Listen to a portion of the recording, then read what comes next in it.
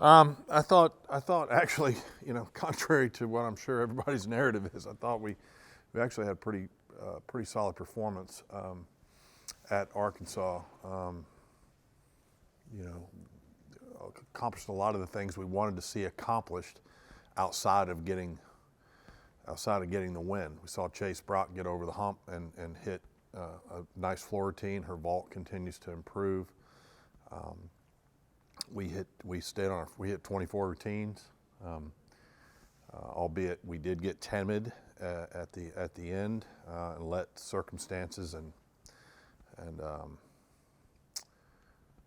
perceptions about what was happening kind of get to us, and we've got to be better. We got to be better than that. But overall, I thought we accomplished a lot of the things we wanted to on the road. Got a good solid road score. Kind of held serve in terms of where we are from an average perspective right now. And now we come out of the first month of the season, and we head into the mid part of the season. Obviously needed to improve in some areas, but also very proud of the fight that these kids have shown so far. With someone like Chase, is it really just confidence more than anything that's going to build into consistency? Well, you hope so. Chase is a really talented athlete. Confidence has been an issue for her over and over again, and just managing her stress and her and keeping her in a place where she feels successful day in and day out is a key for her to continue going. But right now she's in a really good place, and just she was pretty pleased with how she did on floor. I'm not sure the score reflected the quality of the routine that she did, but regardless, we had toyed with the idea of taking her out and putting Elena in there, which would have put Elena in the all-around, but Elena's back, we got to be careful with, and so we just felt like, Chase had made a mistake the first two meets, but they were in different places, and felt like we kind of had to pull her through that knothole a little bit and let her go through that growth experience. There's no substitute for experience, and so you have to kind of be patient from time to time, even when the results aren't exactly what you're looking for, and I think Chase is a prime example of that. Does it feel like the girls are kind of pressing a little much when it comes to beam? I think they did in that meet. We made some mistakes on Monday or whatever our Missouri meet was. I've lost track of. But I don't think that had anything to do with what happened in that meet. I think the environment over there got big. It was great. I mean, for Arkansas to have an environment similar to what we have over here, albeit in a smaller arena, the volume was there. You could tell the scores were getting big over there on floor. I don't think it has anything to do with the event itself as much as it does just a mindset of not being timid when things get tight. Sometimes, you guys heard me say right after Kaya went down, we went against Oklahoma, and you could tell that nobody really expected. It was like, well, they competed more free mentally because they were in sort of this underdog kind of mode, right? And then you get in a situation in Arkansas, and Arkansas is a much better team than what they were ranked by a long shot. No one should have ever been fooled by that had they been paying attention. They just had one event kind of implode on them in their first three meets, but they're a very good team. And so you get over there and you realize that we're leading pretty much throughout that meet. We held serve and leading throughout that meet, and you realize you're going to beam and it's 2/10, and they're a good floor team, and I think the experience level on the balance beam kind of showed up a little bit. I think they did get tight. Really, the number 2 and 3 spots more than anything. I think Haley and Aaliyah obviously did an amazing job at the end and did their normal stuff. But you could see Alona get tight. You could see Elena get a little tight. You could see them, and the pace of the routine slowed down, and they became a little more hesitant. And that's wanting to win, but not staying in a mindset of aggressive attacking your routine kind of thing. And so, again, it's growth, and they've either got to grow into that, because it's not the last time. We're going to go to Auburn in 2 weeks and have an environment over there that's very similar, and we've got to be more mature from a competitive standpoint than that if we're going to be where we want to be come March and April. Do you think there's been a little bit of maybe a paradigm shift where the team has got to come to the fact that they can't rely on Kaya now that she's out, and that's maybe where that tenseness is coming from? Maybe. Again, I go back to experience being the thing. Is we have some people out there that don't have a lot of experience, and they're getting that experience. And it comes in, everybody goes through their own growth in different ways. You have freshmen that come in like Kaya did, and they take the world by storm and they do amazing things. But you also have people that have to have time to grow into those competitive roles that haven't experienced it much in their life. And everybody's different. I believe in the ability of everybody we're putting out there. As I told them a couple of weeks ago, nobody's here because they can't.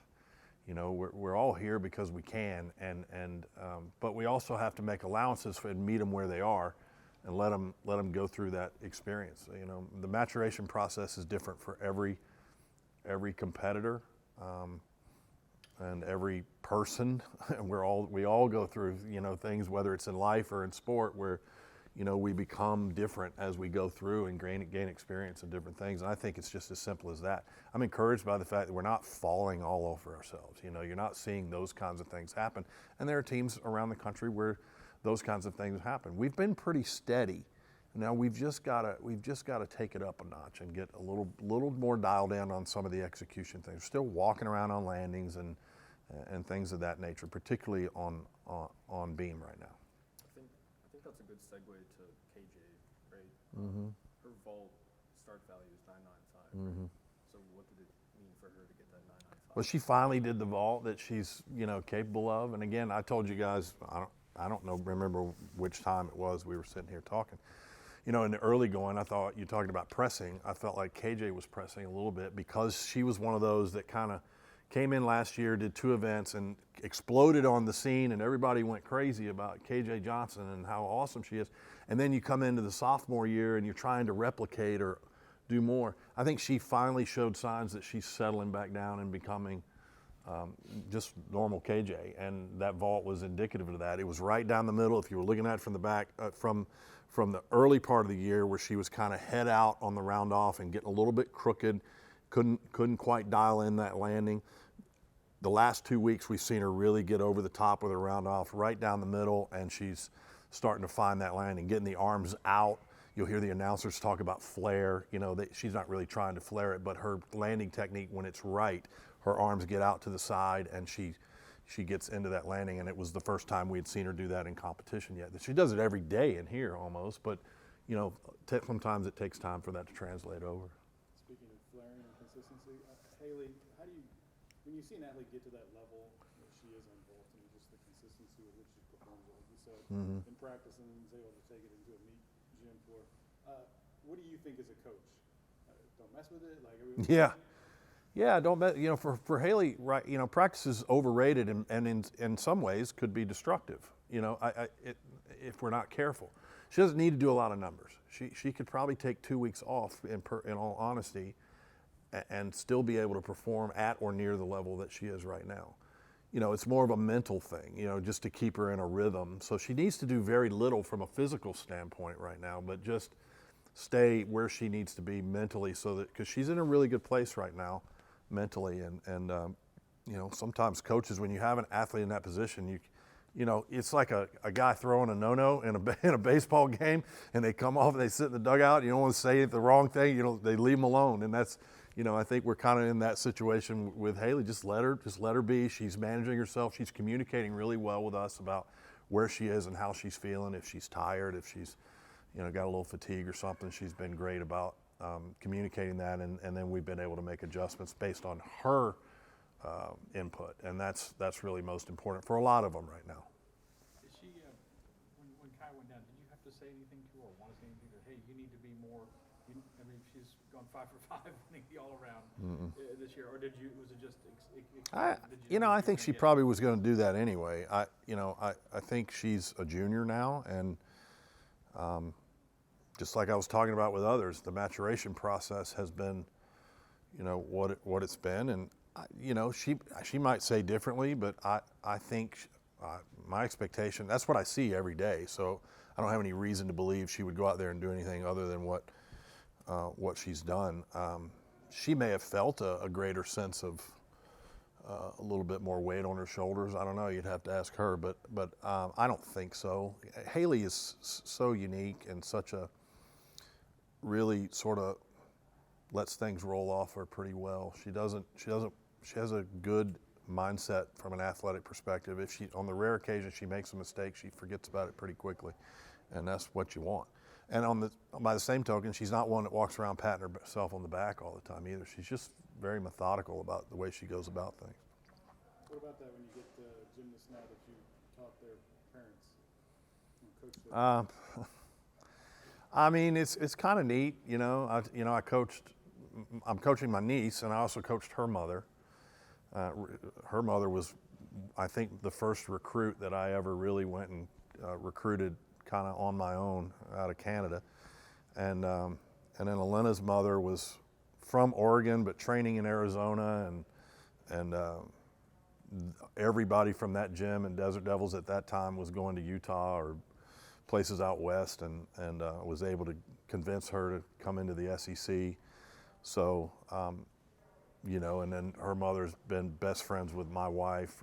It's just, there's a lot of crossover. I don't really give it a whole lot of thought. It's pretty special though when I stop and think about it, to think about coaching Elena, because I remember the day she was born. I was at the hospital, and same with Sierra. Sierra was born the same day as my son, and they're first cousins. And so when you stop and you think about those things, it's kind of neat. You get little blessings in this career, or in this chosen profession, and those are certainly a couple of them. What about coaching against Georgia? Do you compartmentalize that? No, hey, I've been here. How long I got to be here before y'all stop asking me about Georgia? I mean, I this is my 11th year here. It's my alma mater. It's where I went to school. It's like Les Miles went to Michigan. I don't know.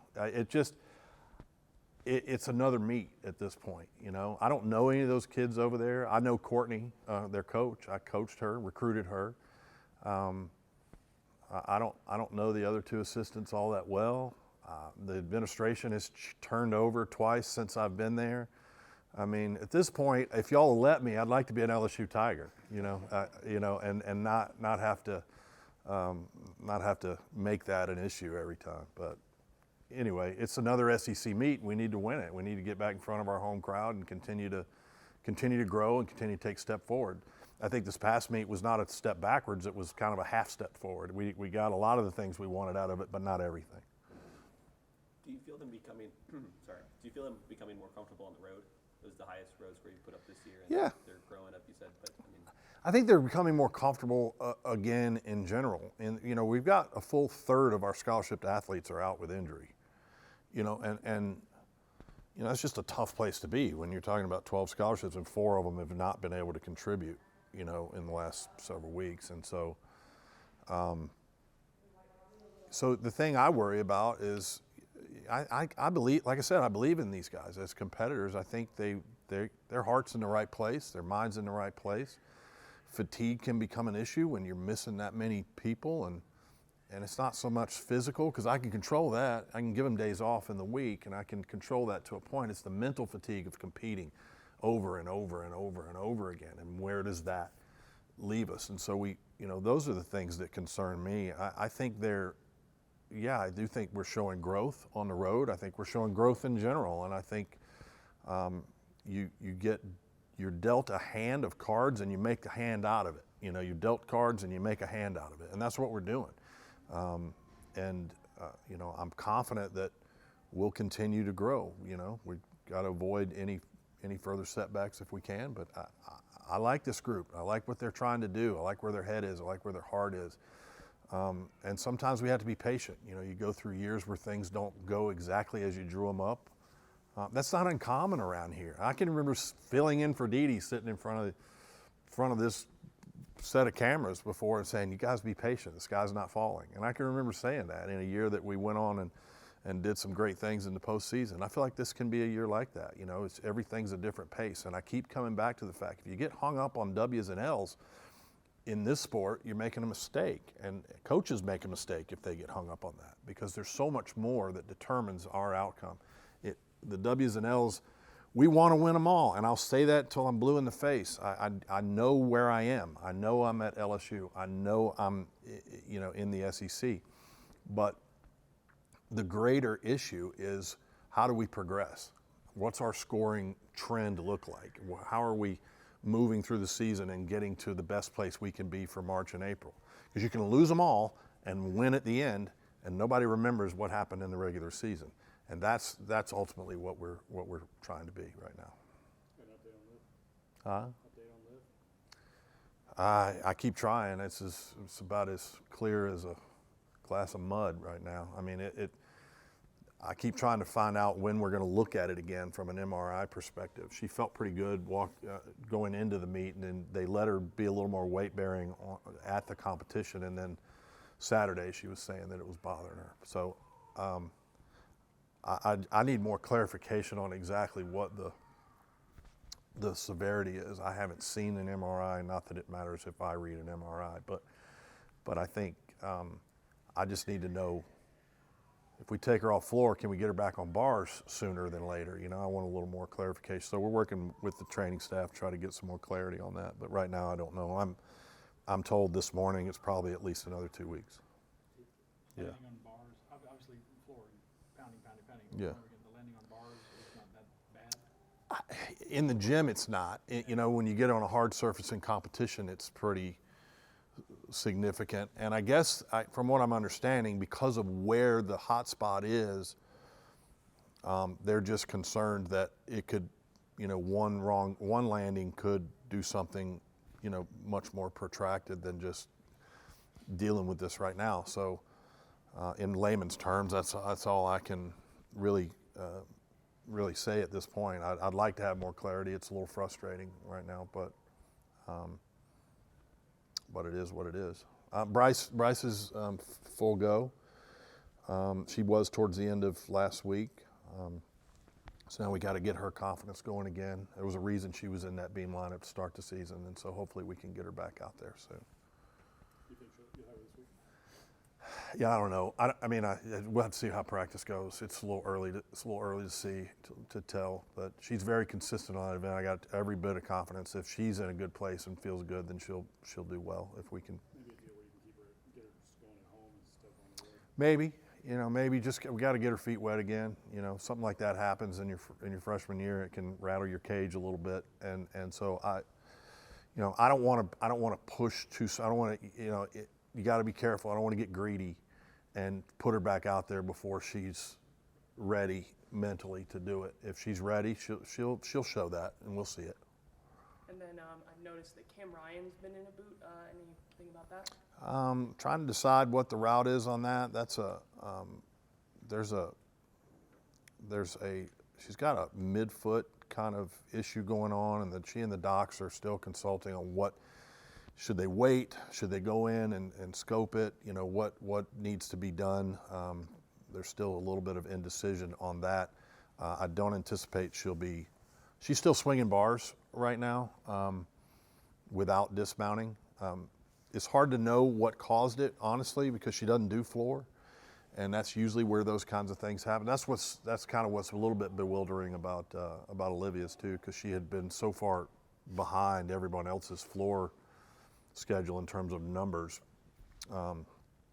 So these things, sometimes they happen. I told the kids, sometimes the stars just don't line up when you get a rash of injuries and you go, we sit in there and pore over everything we do from a strength conditioning standpoint, and is there anything we could be doing differently or more or less, and we don't really know. So it's indefinite. The short answer is it's indefinite right now. I don't know how long that will be. But if you'll notice, she was on the trip. Cam contributes a lot to the sort of the spirit of our team, and she's a powerful voice in the room, and a lot of the energy she provides comes from there in a similar way to Cammie Hall and some of the others. You said 2 days off after Arkansas. Now that you're back in the gym, is there anything you do different after 2 days off, or maybe just press it? Well, like I said last week, this will be kind of that first week where we feel like we're back in our regular cadence. So we'll come in. Today's sort of a lighter day, we'll do one of the legs. We vault today. That'll be the one event that they kind of do full go. then we'll do what I call troubleshoot or knock the rust off day, after 2 days off, just kind of work on some small parts, areas where we saw mistakes, things that we need to improve on or that we've been working on in general. Tomorrow will be our one kind of heavier work day, and then Thursday we come in and do our pre-meet mock podium training where we go through as kind of one and done on everything. And that's the pattern you like to get into in between competitions if you can. It doesn't always lend itself. Like a couple weeks ago, we couldn't do that. We ended up with 2 days here, and then I ended up really with 1 day because I felt like they were emotionally banged up a little bit after Kaya went down. And so you kind of play that by ear. But as a general rule of thumb, if you can get 3 days in with one of them being light, one of them being pre-meet, and one of them being a good solid work day, that's the pattern you like to get into. One last question. You have the third best average in the SEC. Mm-hmm. You've said before you think kind of Florida's kind of their tough team to beat, but do you feel like they're that mix to be? Yeah, Number I two think and everybody in the conference is kind of on equal footing with the exception of Florida's the outlier. I mean, they're ridiculous, and the rest of us can stay close if they were to have a, something go awry. But I think the rest of us are kind of, in that same boat. Everybody in this conference is capable of winning on a given night and capable of scoring in that mid to high 197 range if they put it all together. I think the biggest difference for a lot of us and Florida is that Florida's wealth, their talent is so deep. I mean, they could literally probably run 2 different lineups out there and beat most everybody right now. They're just so deep with experienced international athletes, and so that puts a level of competition into the gym that allows them to, it creates a different level of momentum than when you're at a little bit of a deficit because of injury or whatever the case may be. You have to get more creative with that. And so I think Florida is far and away the team to beat in the conference right now. But can we get in there and mix it up? Absolutely. And we want to stay. You mentioned that we're third in the conference right now. You want to be in that top 4 so you can get into that evening session at SECs. And so as the season goes by and as we switch over to NQS, that'll become more of a focal point.